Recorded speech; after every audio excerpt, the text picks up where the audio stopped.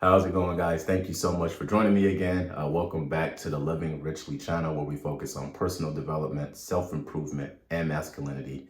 I am really excited about today's video because I have my first official guest, Dr. Talia Tunstill. She will be talking to us about the importance of eye health. So if you don't mind, Doctor, can you introduce yourself? For sure. I'm Dr. Talia Tunstill. I go by Dr. Talia T on all of my social media handles. But I am a residency trained therapeutic optometrist / optometric glaucoma specialist, essentially just an eye doctor. And thank you for having me. Of course. Yeah, so let's get things started. What is the importance of getting your eyes checked? Yeah, so getting your eyes checked is important regularly, just because even if you don't have any vision issues, you can have eye conditions that can impact the health of your eyes or your vision down the road. And a lot of these conditions don't have any symptoms. So it is always important just to make sure that you don't have any of these conditions, that you see an eye doctor for a full comprehensive exam. And another thing to mention is that you don't have to get your exams every single year. If you're completely healthy between the ages of 18 and 40, every 2 years is completely fine.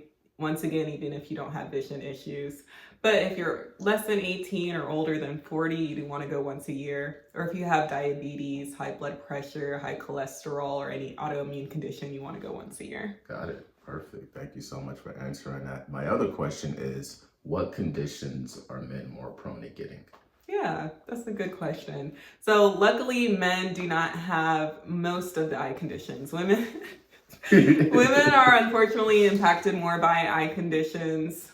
We always kind of get the bad end of the stick, but for men, the conditions that you guys do experience more would be more of X-linked conditions. And the reason why is because, of course, men have an X and Y chromosome, and women have two X chromosomes. So they have a higher risk of getting those X-linked disorders, such as red-green color blindness or X-linked retinal conditions.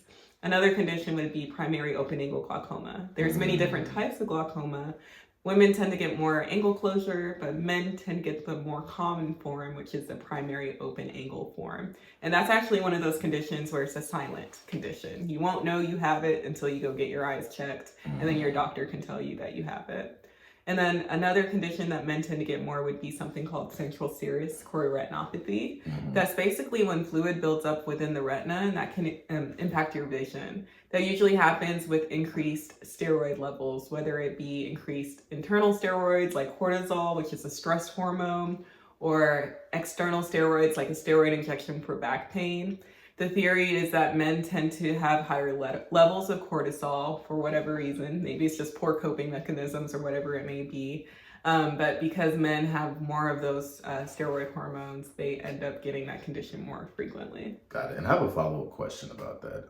So does diet have anything to do with it? And I'm only asking because I know, fellas, we don't eat the best sometimes. So we need to make sure that, we're prioritizing our diet. Does that have anything to do with it? Yes. Diet has a big impact on your general eye health.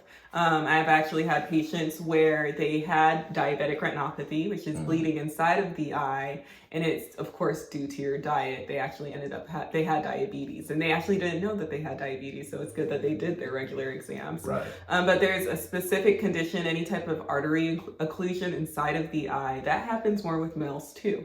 And that's because it's tied to cardiovascular disease. So men tend to have more high blood pressure, more high cholesterol, diabetes. So that's also going to impact the inside of the eye that can cause actually a stroke to your eye or a lack of blood flow to the eye. So definitely focus on the diet. That's a really good point. Yeah, thank you. Yeah, good to know. Good to know. My other question is, what is the importance of wearing sunglasses other than looking cool, of course? Yeah, so I actually hear that a lot. People think that sunglasses are just to look cool. But it's not. The whole purpose of wearing sunglasses is the UV protection. So with sunglasses, the UV protection protects against aging as well as discoloration to your eye. So the main aging condition associated with UV would just be cataracts. Most people get cataracts in older age, but if you do spend a lot of time outdoors, like you do a lot of outdoor sports, if you're not wearing sunglasses, you're going to have a higher risk of developing cataracts sooner. And then also discoloration. So you can actually get this discolored growth that forms on the white of your eyes called a pinguicula. And it's just cosmetically unappealing, but over time it can start to grow and impact your vision. Okay, follow-up question to that. Does the brand of sunglass matter? Like, should we prioritize buying a certain brand so we can increase our UV protection? Like, what are your thoughts on that? Yeah, that's a really good question too. You don't have to blow the bank on a set of sunglasses. Cool. So you can get any type of sunglass. It doesn't matter the brand. A lot of my male patients like to get Oakleys, especially when they are outdoors, like my golfers, people that do like volleyball on the beach, things like that. Right. And that's the reason why is because it's a wraparound frame. So they actually get full protection all the way around, and it's not this tiny frame in the front. So that's very helpful. It helps their performance, but it also helps protect them from UV. And then also just making sure that any sunglasses, regardless of the brand, it has 100% UV protection. That's really important. Got it. So just look for that label. It can be something that's over the counter or brand name, as long as it has 100% UV protection. And even if you target something that's a little bit bigger, you can go for the super fashionable cool frames and still protect your eyes. Yeah, that's more helpful than getting ones that are like the 90s super skinny ones. You don't really want to get those just because you're limiting the amount of UV protection that you have. That makes sense. Yeah, health over style. Yeah, or health and style. You can get some big cool frames with UV protection. That's true. All right. My other question is, I've been an athlete all my life. I still indulge in physical activity. And I know many of my viewers are also they do a lot of physical activity as well.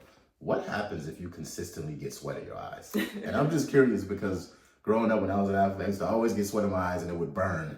And it feels like it's the worst thing that could happen. So can you explain that? Yeah, no, that's a really, really good question. The reason why sweat burns when it touches your eyes because it's a different pH and it has a higher salt content than your normal tears, so you're gonna feel that sting sensation.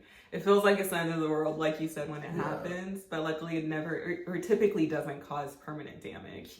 But what I always recommend doing is wearing a sweatband. And if you feel like you're too cool for sweatbands, if you don't want to go back to the 70s, that's fine.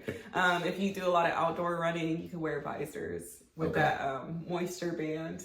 Or you can also just dilute and rinse your eyes afterwards. Keeping your eyes moisturized reduces discomfort.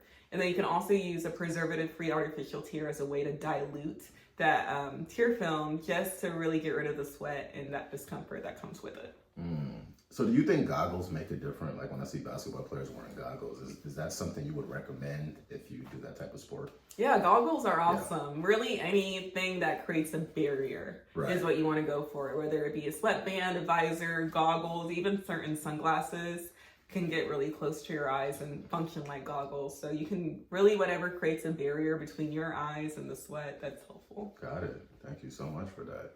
My other question is, how often should we use eye drops? Yeah, so it really depends on the purpose of why you're using the eye drops. So if you're using it for dry eye, I typically recommend that my patients use the eye drops 4 times or more, depending on their symptoms. So if you have dry eye and your symptoms go away after 1 drop, you don't have to use it 4 times or more. But if you have this more chronic dry eye, you want to use it more frequently, or even if your eyes are just uncomfortable, you can use artificial tears at that moment. But if you're finding that you are using the drops pretty frequently, more than 4 times or 4 times, try to use a preservative-free drop. Just because you don't want to use too many preservatives on your eye. It's kind of like eating a diet that's heavy in preservatives. If you do too much, it can build up over time, creating toxicity. So always search for the preservative-free formulas that are over the counter, and you can use those as much as you need to. But once again, typically for dry eye, I recommend to do it at least 4 times a day. 4 times a day. Wow, I'm definitely not doing that. So I need to do better in that department. Before we wrap up, do you have any last thoughts that you would like to make? Yeah, for sure. So in addition to that artificial tear question, I just wanted to point out that not all of the drops are created the same. So always follow up with your optometrist or ophthalmologist for the brand, but I recommend sustained hydration. And I also wanted to add to the other question that you made about the sunglasses. Sunglasses also prevent cancer. And you probably also heard of this from dermatologists that it prevents cancer on your skin. But the skin around your eyelids is very sensitive. and it's very fine. So you have a high risk of developing cancers in that area. And two of the main ones that are caused by UV radiation are basal cell carcinoma and squamous cell carcinoma. So it also protects from that. So many different benefits from using sunglasses. I did not know that. I've learned so much today. Thank you for making that point. Of course, definitely. Yeah, so thank you guys so much for tuning in as well. I know you guys got a lot of value from Dr. Talia Tunstill. If you guys have any thoughts or questions, feel free to drop it in the comment box below. Make sure you subscribe to the channel as well if you want to learn more about personal development, self-improvement, and masculinity. I'll also drop Talia's information if you guys want to follow her on YouTube as well and learn more about bettering your eyes. But thank you guys so much for joining us, and have a good one.